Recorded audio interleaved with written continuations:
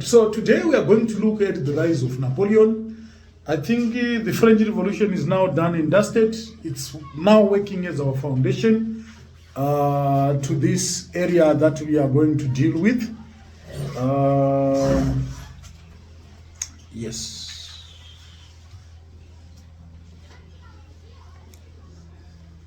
Right, since Napoleon is a person, when you are looking into his rise, we have to look at what he did. He personally did to substantiate his rise. Then on the other hand, we look at some factors which helped him to rise to power. Yeah, advanced level students. So the points or the notes that I have here are in a haphazard way, like they are just mixed up. So it's up to you.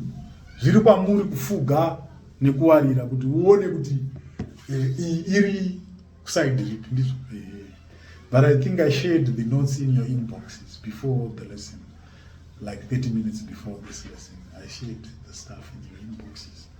Right. So the first point to consider is the French Revolution. So the argument here is the French Revolution helped Napoleon to rise to power. The French Revolution itself. There are certain developments which helped him to rise to power. There is a common agreement that Napoleon was a product of the French Revolution, without which he would have died a common man. So Napoleon's rise to power was greatly due to the progressive events of the French Revolution. He exploited the opportunities provided by the revolution to become emperor of France, yet he was from a poor family. Right. Number one, what did the French Revolution do? If we would scrutinize the National Assembly, we will get to the bottom of the point that the revolution via the National Assembly abolished the social discriminative classes system and offered equality of opportunities for talented men like Napoleon. I think you have read about the August 4 decrees, and it brought the principle of career open to talent, where Napoleon was promoted. And you know, the revolution also cleared off all the senior military generals of noble class by 1792, especially during the Reign of Terror.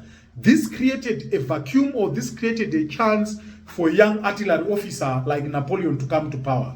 Right. Again, Napoleon was given a platform to showcase his military prowess by the Directory under the French Revolution, right? Yes. I think we covered the Egyptian campaign and also the Italian campaign. And again, the revolutionary government of the Directory was too weak, and it provided a power vacuum that Napoleon used to come to power. They failed to fulfill the people's demands. So the revolution created the internal and external rivalries through which Napoleon got a chance to participate. He was appointed to guard the Directory government officials in the assembly against the mob. So again, Napoleon exported the revolutionary ideas of equality, liberty, and fraternity, and by doing that, he fulfilled the aspiration of the revolutionaries, right? But on the other hand, we also have to give credit to Napoleon's personality. Like right from childhood, Napoleon had a sense of responsibility, endurance, the fact that he was from a poor family. Before coming out of the military academy, he had began making plans to liberate Corsica. Remember, Napoleon was not originally from France, right? He was born after the island of Corsica. A year after the island of Corsica was annexed by France. So he was an opportunist, right? Yes, because Corsica became a part of France, thereby automatically making Napoleon a French citizen by birth. And he was born after the annexation, you know. You can as well talk of his education background. Napoleon's rise to power can also be attributed to his education. He was educated at the military academy in Brienne and later in Paris in France, yet by that time most people were still illiterate. And this helped him in that he was so hardworking. He read a lot of political philosophy in history, and this widened his reasoning capacity and leadership skills. And it was from this school that he developed his oratory power and ability to convince people. So a good orator is a politician who is able to lure people to himself by speaking, right? By delivering those sumptuous or those emotional speeches. So you find out that most politicians were excellent orators in our syllabus, right? So he was mostly good in mathematics and political philosophy. So this made him even popular at school, right? So we go back to Napoleon's luck again, like the issue of the Corsica, and it was by luck that Napoleon survived his childhood, because the French Revolution was deadly at some point. He was so lucky to survive. So again, he was lucky. His luck made him to survive the reign of terror that swept away all the senior army generals. He was also lucky to escape from Egypt, from where he would have been killed. Right. And it was by luck to him that the French Revolution took place and swept away all senior military officers, leaving him with a chance. And he was lucky that the directory was weak, and also being an in-law of Barras, because he had to marry Barras' daughter, right? It worked to his advantage. So we can as well look into the weaknesses of the directory. The directory was the last government within the revolutionary period. Its weaknesses and unpopular ties paved way for Napoleon's rise to power. It was weak in the following ways. Number one, they had failed to control religious conflict in France. They had failed to maintain law and order eternally. The directors were divided by ideological differences, e.g. ABCS opposed the war against the Second Coalition and wanted peace. This confusion provided a chance for Napoleon to come to power. He was, of course, helped by ABCS, with whom he later worked within the consulate, right? So like the directory government failed to solve the problems of corruption that made it unpopular to the Frenchmen. So it lacked charismatic leadership.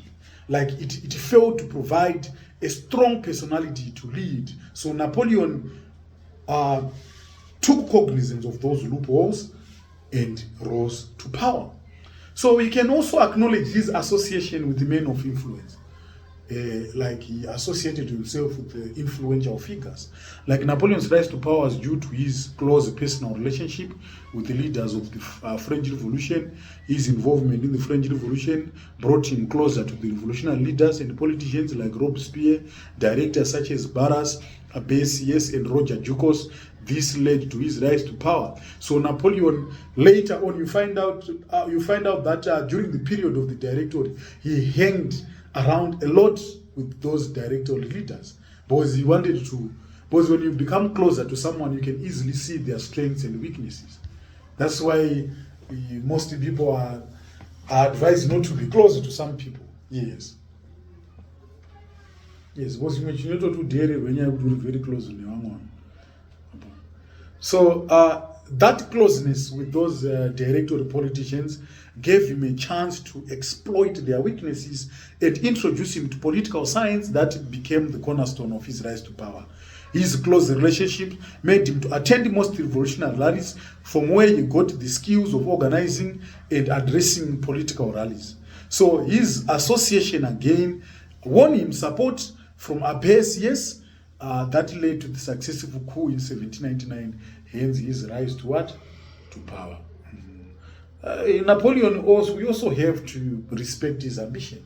He was such an ambitious person, because it's not easy to come from a poor background, then you become the leader of a country. That's a lot of ambition. That's great focus. Napoleon was naturally born an ambitious man, and right from childhood he used to wear uniforms of soldiers. Aitonzagara akatorowa uniform yemasoja nezvikufuta achinyeperoridza nemuromo achita sei, zvaimubatsiridza zvakamotivheta izvozvo. Yes. zvafanira kuti tinotamba bhora ka unofanira kunge uchitopfekawo majezi ebhora uchitomhanya-mhanya uchimbocelebrate uri wega uchiita sei. It will motivate you to be the footballer that you want to become. So he would reveal to fellow children that he would become a soldier and win all the battles. He also remarked, "My ambition is so natural, like the blood that flows in my veins, and cat claws which are designed to climb upwards, not downwards." He was also fond of listening to war stories of soldiers, and his ambition led to his rise to power in the following ways. Number one, that ambition made him popular via what he did under the Italian and the Egyptian campaign. And ambition made him to organize a coup against the Directory government. And his ambition made him to associate with men of influence. And even before he came out of the Brienne Military Academy, he had planned to liberate his people from what? From Corsica. He was so ambitious. So we can also talk of his family background. Napoleon was from a poor background. So sometimes Namo is not a motivator. Napoleon was born to a poor family who used to have one meal per day. While in his military academy, Napoleon faced a lonely life and concentrated on military training among the sons and daughters of the rich. Because Brienne Military Academy, it was a military academy for the rich. So Napoleon was so lucky to have his father on his side, who fluked a scholarship for him at that prestigious military school. So so his poor family background led to his rise to power in the following ways. Such hard conditions made him hardworking, very ambitious, and he had to concentrate on studies. This is why he was the best in mathematics and political science. So this experience made him to hate social class division in France and the need to promote what? Equality. So the conditions made him very strong in the battlefield and a hard soldier who enjoyed fighting and could easily walk long distances without food or water. By the fact that he was supposed to be the Italian citizens, he later forged the French citizenship, which enabled him to acquire military training in the military what? In the military academy. But you find out that Napoleon rose through the what? Napoleon rose through the military. So we also have to acknowledge the military innovations which were introduced at that time, like the improvement of science and the military advancements was crucial to his rise to power. The scientific and the new innovation brought in better maps, road weapons, and more mobile artillery. It made it easier for Napoleon to organize a coup. It made him to succeed in the whiff of grapeshot, which aimed in promotion and popularity, hence his rise to the throne in 1799. So we can also talk of his marriage to Josephine. Josephine was the daughter to what? To Barras. And also acknowledge the role of his what? Of his father.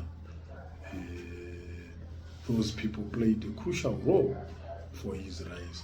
Then again, lastly, there is the coup of what? Of Brumaire. The Brumaire coup was the immediate event that marked the rise of Napoleon to power.